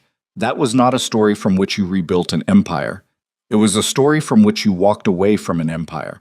He looked at Amar Williams, sitting across a conference table from him, with her laptop and her forensic mind and 12 years of organized survival behind her eyes, asking him whether he was willing to burn the thing he'd spent his entire adult life constructing in exchange for the truth being told correctly. His left hand was resting on the table. The old bracelet was visible below his cuff. He made the only decision that felt like himself. Not the silent wolf, not the Kang heir, not the man his father had built, but the 17-year-old boy who had once believed that the right thing and the hard thing were usually the same thing before the world had spent 2 decades teaching him otherwise. Call Marcus Webb, he said. Amara held his gaze for one more second. Then she picked up the phone. At that exact moment, Daiwan's phone lit up across the room with a message from their sole contact. Sora Min had just boarded a flight to Atlanta, wheels up 40 minutes ago. Estimated arrival. Sora Min landed at Hartsfield-Jackson at 11:47 in the morning. Daewon had the flight information, the terminal, and the gate. He also had 2 men positioned at the arrivals level who were not there to intercept her. Jae-hyun had been explicit about that, had said it twice in the kind of voice that made explicit things stay explicit, but to confirm her movements and report back. He did not want her surprised or cornered in an airport. He wanted her to come to them.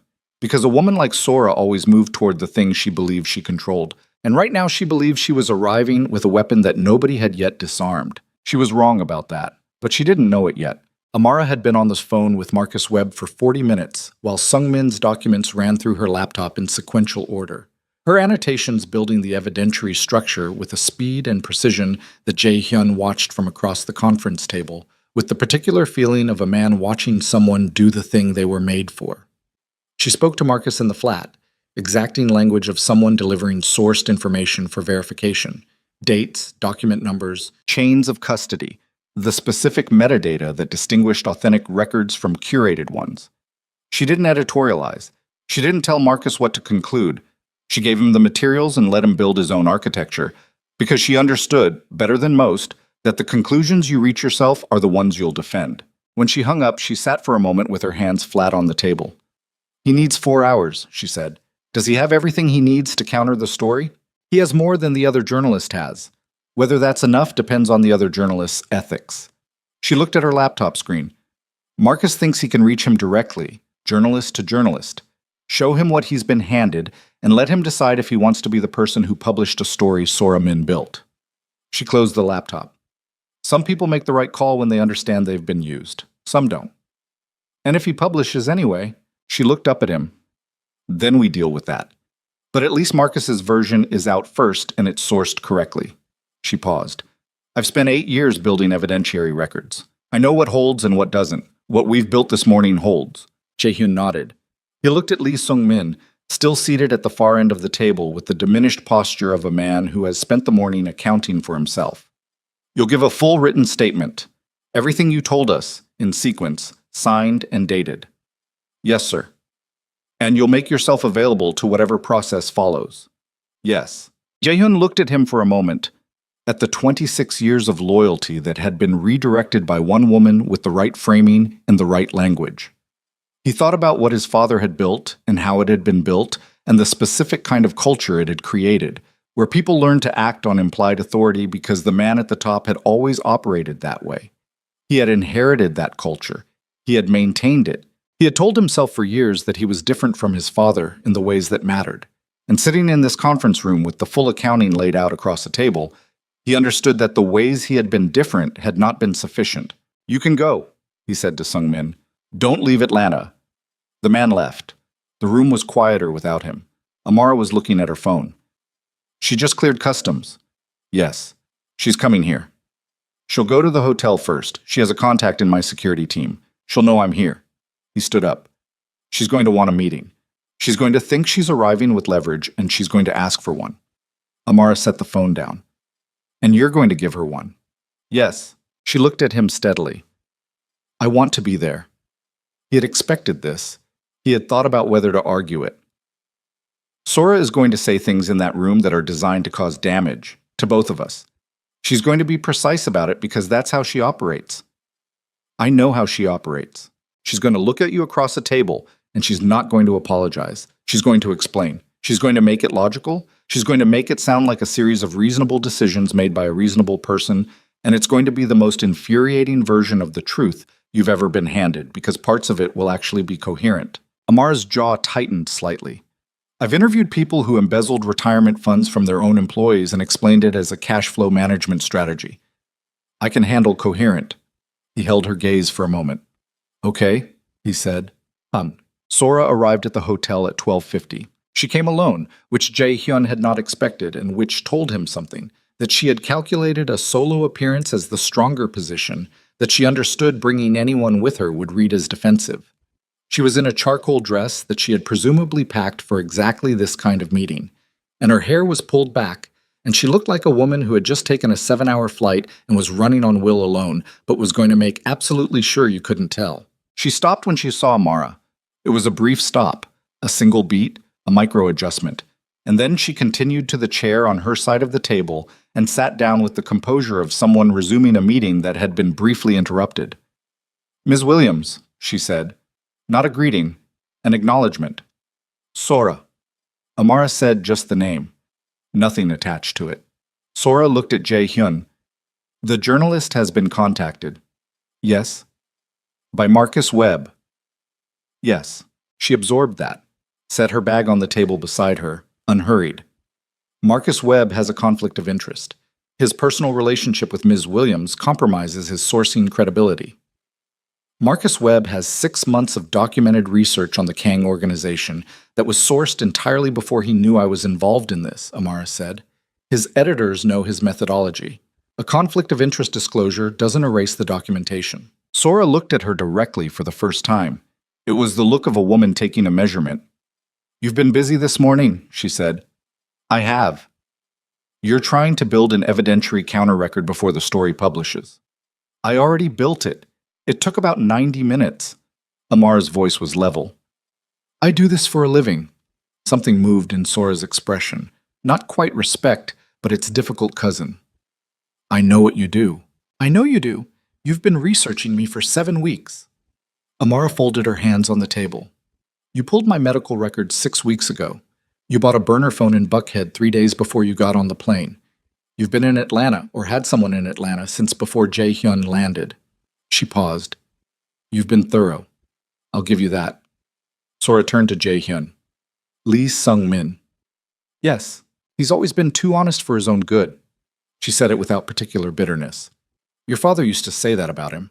Said he was useful precisely because he followed instructions exactly, but that his exactness would eventually become a liability.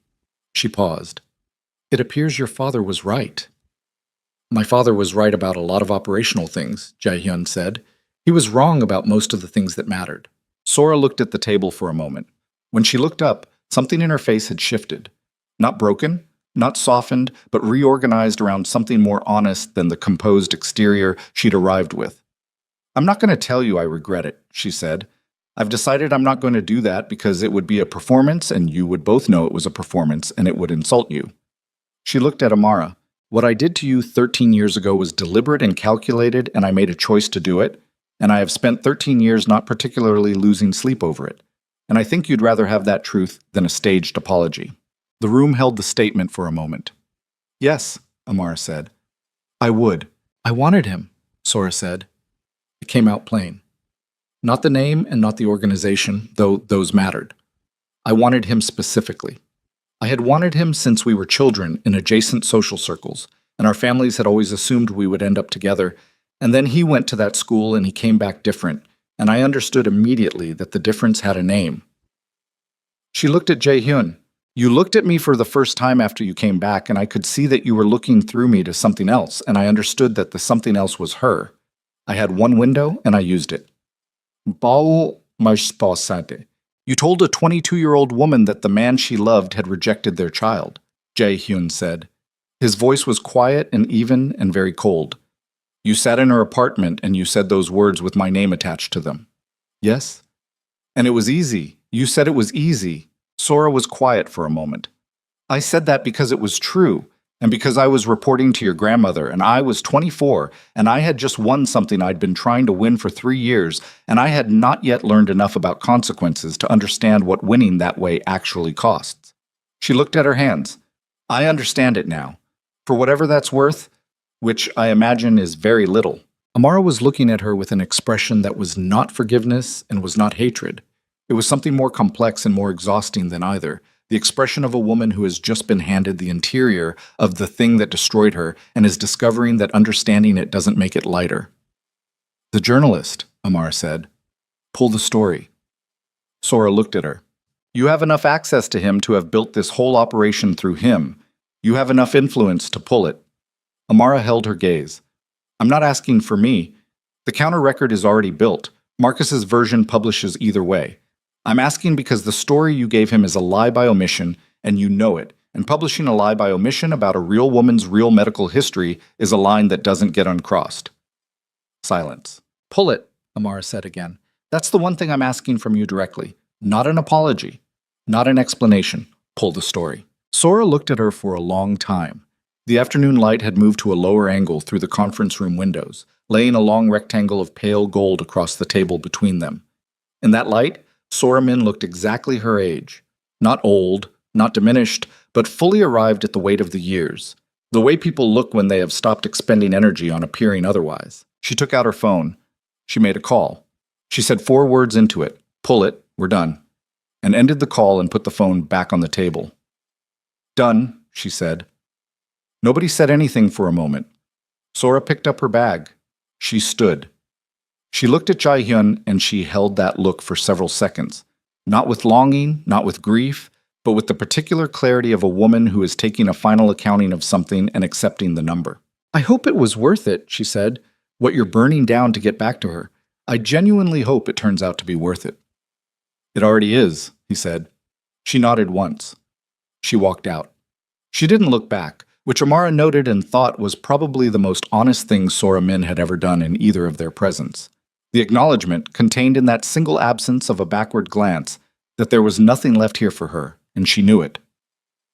The door closed. The room was very quiet. Amara sat at the table for a moment without moving. Then she pressed both hands over her face briefly.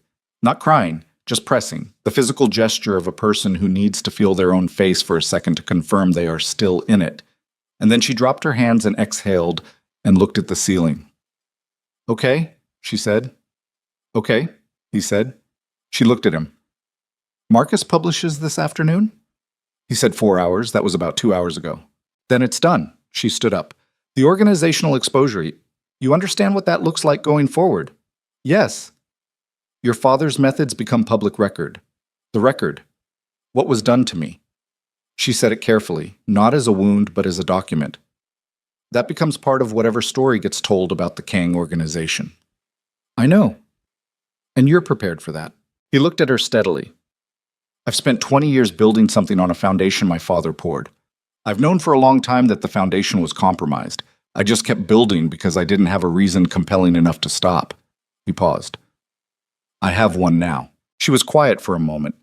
Something moved in her eyes. Not the old warmth exactly, not the 22-year-old certainty she'd once had, but something that had survived the distance between that girl and this woman, worn down and made harder and more real for everything it had been through.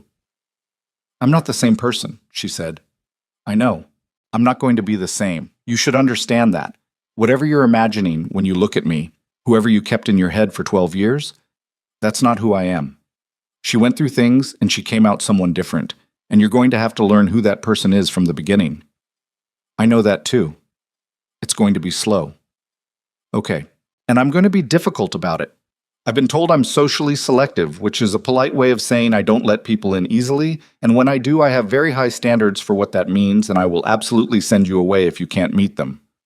The corner of his mouth moved, not quite a smile, something smaller and more careful, the facial expression of a man who has not had occasion to make that movement in a very long time and is relearning the muscle. "I know. Stop saying you know." "I do, though." She looked at him. He looked at her. The conference room was quiet around them, and the afternoon light moved another degree across the table, and somewhere in the hotel below them, Atlanta was doing its ordinary afternoon things, entirely unconcerned. "I want to go home," she said. "I need to be in my apartment for a while. I need to make dinner, and I need to not be in a conference room." "Okay, you should stay, for a few days at least."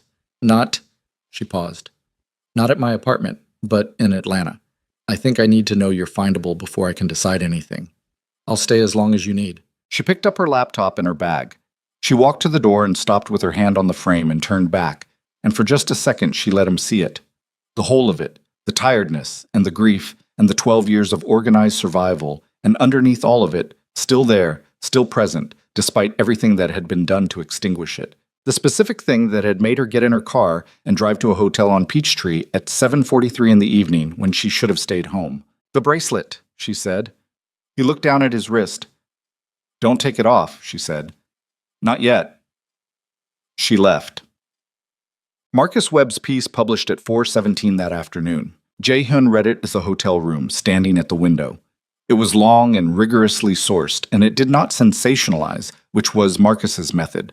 A method, Jae-hyun understood now, that Amara had trusted specifically because she knew it. It laid out the full timeline. It named Kang Dae-jung's methods and the specific record. It named Sora Min's 7-week operation. It named Lee Sung-min and his statement. It quoted from the emails Amara had sent to the grandmother, Kor, with Amara's permission, a note at the end confirmed. And it did not frame Amara as a victim. It framed her as a woman who had sought the truth for 13 years and found it through her own work. And it was accurate, and it was precise, and it was the kind of piece that left very little room for an alternative narrative to take hold. The other journalists did not publish. Marcus had reached him directly, as he'd said he would, and whatever had passed between them had been sufficient. The curated package Sora had built sat in a folder somewhere and would not become a story, because the real story had already occupied the space. By evening, the Kang organization's response team in Seoul was managing the fallout, which was significant but not unsurvivable because Jae-hyun had spent the day being fully transparent with his own legal counsel for the first time in his professional life, and had discovered that the truth, properly documented and proactively disclosed, was a more defensible position than the alternative. It was not a comfortable position. It was not a position without consequences. Several contracts would be voided. Several relationships would require renegotiation. The organization would be smaller in 6 months than it was today and would need to be rebuilt on different terms, and that rebuilding would take years. He found he minded less than he had expected to. 3 days later, Amara called him. "Do you know why your grandmother never replied to my emails?" she said. No greeting. She'd been thinking about it, he could tell. "No," he said. "I've thought about it every day since I found the laptop." "I think she didn't know what to do," Amara said. "I think she was an old woman who loved her grandson and who had also been handed a truth that implicated her own family, and she didn't know how to carry it, so she kept it. She kept everything. She kept it in the only way she knew how, which was to preserve it and wait and hope that eventually the right person would open the right door." A pause. "I'm not forgiving her for the silence, but I think I understand it." "I think so too. She left it for you." "Yes. She left it for you to find, and she set the password to something she knew you'd remember eventually." Amara was quiet for a moment. She was doing what she could, with what she had, in the limited way she could do it. That's usually all any of us are doing. He had no answer for that. He didn't think she was looking for one. "I want to show you something," she said. "Tomorrow, if you're still in Atlanta." "I am. There's a park I walk in. I go there in the mornings. I want to walk there with you." It was the smallest possible thing. A park, a morning walk. The ordinary offering of an ordinary space that a person has claimed as their own and is choosing to let someone else into. He understood, with the particular clarity of a man who had spent 12 years in emotional isolation, that it was not a small thing at all. "What time?" he said. "7, she said. "Don't be late. I have a system." "What, Galam?" They walked for an hour and a half without resolving anything. That was what he remembered afterward. Not a conversation that arrived somewhere, not a moment that sealed what they were becoming, just the specific experience of moving through a park in the early morning with a woman he had loved at 17 and was learning again at 35, side by side with their shoulders occasionally close, and the Atlanta air still cool with the remnant of night, and the trees doing what trees do in the morning, which is simply be present and unhurried and entirely unconcerned with human complexity. She pointed out a red-tailed hawk on a power line. She told him she'd seen it every Tuesday for 4 months and had decided it lived in the park and had named it, privately, which she wouldn't tell him because it was embarrassing. He told her she should tell him. She said no. He said he would make peace with not knowing. She said good. At some point she had stopped maintaining the careful distance she'd started the walk with, and their arms were touching, and neither of them mentioned it. He told her, walking, about the ring. He had not planned to. It came out because she had asked him, in passing, what he'd done with his father's things after the estate was settled, and the answer led to the archive. And the archive led to a small box he'd found inside it, and the box had a ring he'd bought in Seoul 13 years ago, at a market near the school, 2 weeks before his father's men came for him in the night. He'd been 17 and impulsive and completely certain, the way 17-year-olds are certain when they haven't yet learned how much can go wrong. He'd bought the ring and put it in his jacket pocket and been planning to give it to her when she came back from visiting her mother for the weekend, and he'd never gotten the chance. His father's people had found it in his jacket, had kept it in the archive, documented it as personal effects, a line item in the inventory of a life they had considered a problem they were solving. He'd found it in a small envelope with her name written on the outside in his own 17-year-old handwriting. Amara listened to all of this without interrupting. They had stopped walking without meaning to, standing on the path with the morning coming fully through the trees now, warm and direct. "Where is it?" she said. "Seoul, in my apartment." He paused. "I could have it sent." She looked at him for a long moment. The hawk on the power line, which she thought had probably long since moved on, was somehow still there, motionless, doing what hawks do. Watching everything with a patience that was not waiting exactly, but something more like simply understanding that things happened in their own time, and that there was no point in rushing what hadn't arrived yet. "Not yet," she said. "There's no yet. Don't make it a yet." "Okay." He held her gaze. "When you're ready, I'll tell you. I know." She almost said don't say I know again and then didn't because he did know, and because some things you keep to yourself when the moment is handling itself correctly. She started walking again. He fell into step beside her. The park continued around them, doing what it did every morning. The light shifting through the canopy, a dog pulling its owner toward the water fountain, a woman jogging past with headphones in, The city beginning its Tuesday morning in all its indifferent, ongoing, ordinary life. She put her hand in the space between them, not reaching for him exactly, just placing it there, open, available. He looked down at it. He looked at the old bracelet on his own wrist, faded and worn and present, 12 years of daily contact having made it as familiar as his own skin. He looked at her hand. He put his hand in hers. They walked. There were months ahead of them that would be difficult. There were legal proceedings and organizational restructurings, and a world that had just read a detailed account of everything that had been done and would have opinions about all of it. There were conversations they had not yet had, and wounds that had been cleaned but were not healed, and the slow, unglamorous work of building trust between two people who had been shaped by loss into careful and self-sufficient versions of themselves that would not yield easily or quickly to the presence of another person. There was all of that. It was real, and it was waiting. But right now there was a park in Atlanta on a Tuesday morning, and a hawk on a power line that had a name she wouldn't say out loud, and a man who had worn a faded bracelet on his wrist for 12 years walking beside a woman who had spent 12 years making her apartment immaculate as proof that she had survived, and between them, in the simple fact of two hands held on an ordinary path on an ordinary morning, something that had been through everything designed to destroy it and had come through the other side not intact exactly, not unchanged, but alive. Still alive, that was enough. That was, for now, entirely enough.